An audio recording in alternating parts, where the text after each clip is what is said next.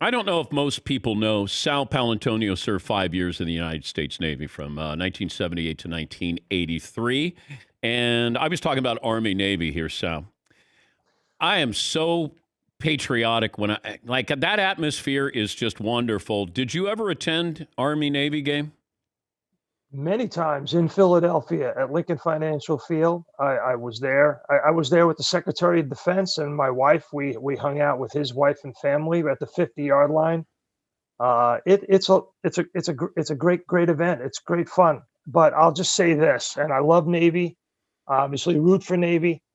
Navy needs to take a timeout, a double reverse that results in a safety. Dan, let's go chase some submarines for a while or do something. Come on. You were awarded the service medal, I believe. Is that right? 1981. So supervising the rescue of Vietnamese refugees in the South China Sea. Explain the award and what happened. It's the United Nations Meritorious Service Award given to me and my shipmates on the USS Olette.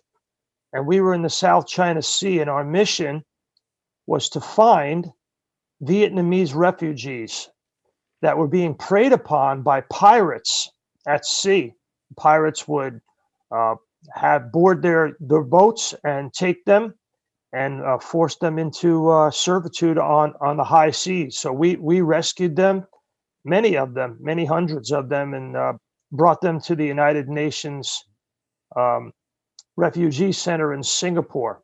We ferried them from the South China Sea back and forth. It was a huge mission. I was a part of it, helped supervise it on my ship, and every one of us on the ship was awarded that medal. Many of us were.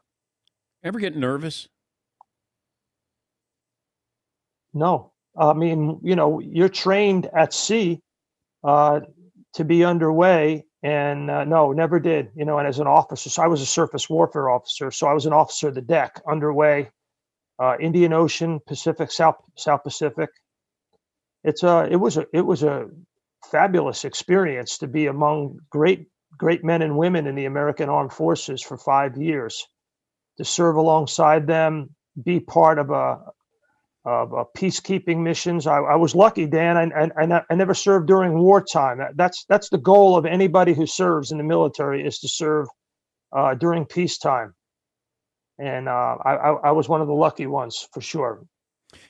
And then you come back, and then all of a sudden, how do you get into the media after being in the military?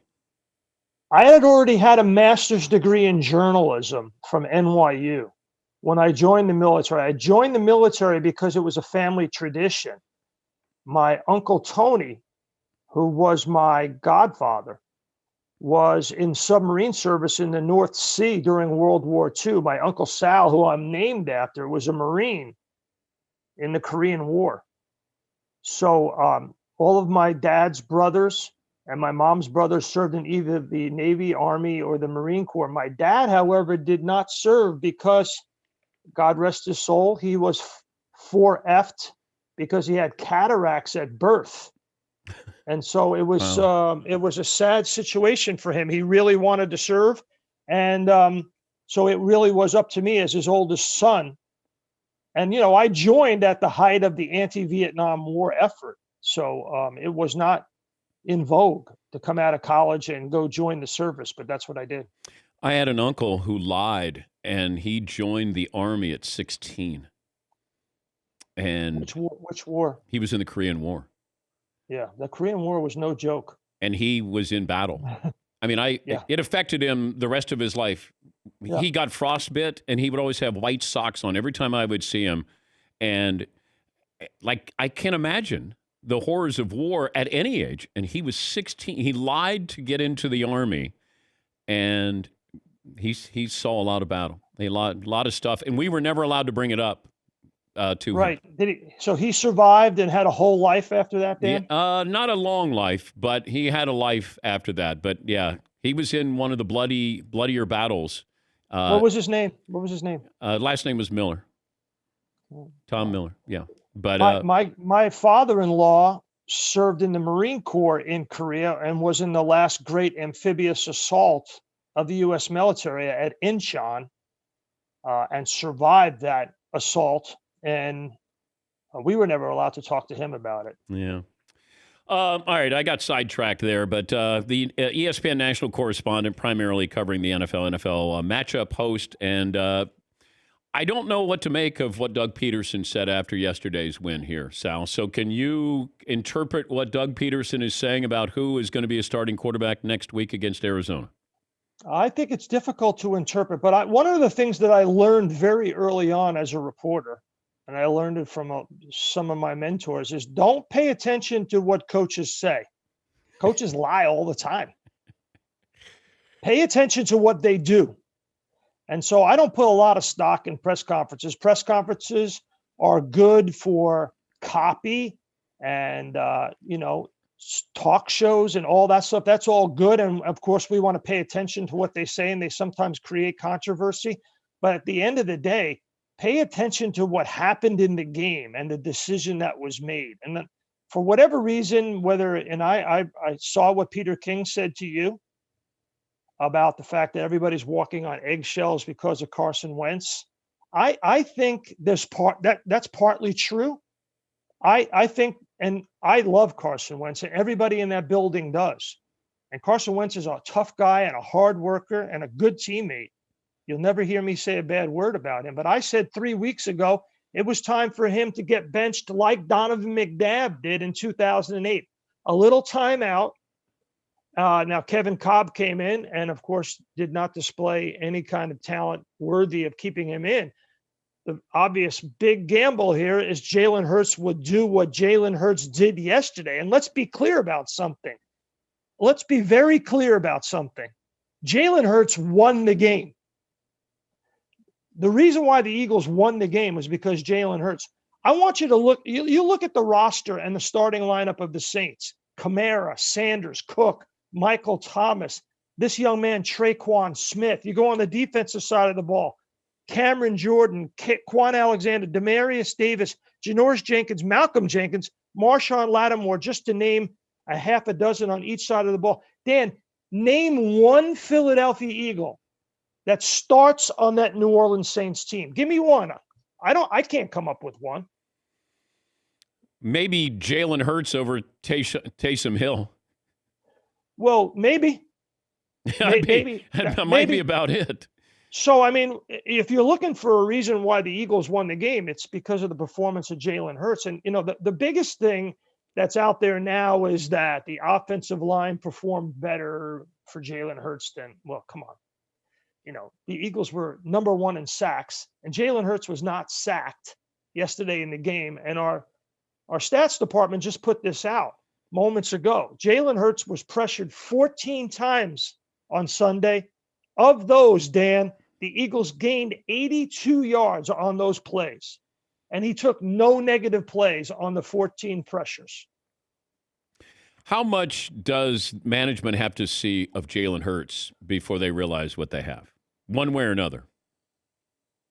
No one has said for management what they think at this point. We're going to find out basically when they take action on Hurts and or Carson Wentz. But this idea that you're going to just trade Carson Wentz, I realize it's a good poll to have, but I mean, Frank Reich is not a stupid man. Chris Ballard is not a stupid man. The Indianapolis Colts are a well-run organization. He's turned that organization around. He loses Andrew Luck, goes through one quarterback. They get Phillip Rivers, and voila, they don't have a weakness on that Colts team right now that I can see. So they're not dumb. They realize that the better Hurts plays, the less value Wentz has. We can establish that, right? That's obvious. Yeah. So that may be part of the reason why they're play acting by not pumping up Jalen Hurts' performance.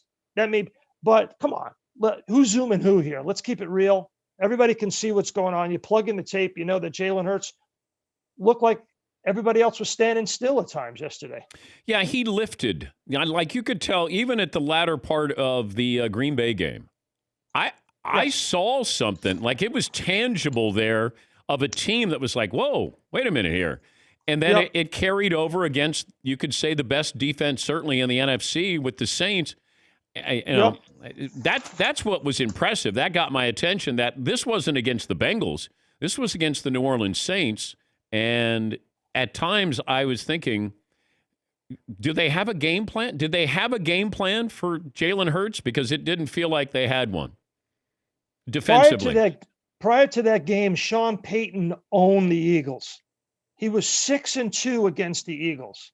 Doug Peterson was 0-2 against Sean Payton before that game. Yeah. I've covered a lot of these games where I saw the Eagles get waxed by the Saints. Absolutely demoralized. And here Jalen Hurts comes in, and like you said, he energized the whole team. That was actually a note I was looking for in my notebook last night. I found it, that Hurts has lifted the energy of everybody on the team. Everybody is just playing at a different level. They're not looking at their shoes anymore on the field. It's good to talk. So what's the game plan going forward? I mean, everybody wants to hit the fast forward button, Dan, and I don't have an answer for it. I mean, but just hold off the idea of it's going to be real easy to trade Carson Wentz. And those people who want to keep Wentz and trade Jalen Hurts, those people need to go live in Maryland. Because it's not going to, that would be a very difficult sell to this fan base. Handicap the NFC East the rest of the year. Who wins this division? Well, Washington has really, they were a good team that first week. I saw them beat the Eagles up in the second half. Chase Young and that front four, super active, great front four. But if they don't have a healthy Alex Smith, they're gonna limp to the finish, beginning against Seattle this week. I'm covering that game at FedEx. I want to see, after they've been on the road at Pittsburgh and at San Francisco, how they respond in this game against Seattle. The Giants have a quarterback problem. Because Colt McCoy was playing very well, and he put Daniel Jones in there as well. He should. He's coming back from injury. But McCoy played a lot better than people think when you plug in the tape and you look at it. I thought he played smart. He was accurate with the football, and he took care of it for the most part. The Eagles have to get super lucky, and they need help. Good to talk to you again, Sal. We appreciate your time as always, and hope to talk to you again. Happy holidays, Dan. Thanks for having me on the show. Thank you, buddy. That's Sal Paolantonio, ESPN national correspondent, primarily covering the NFL matchup host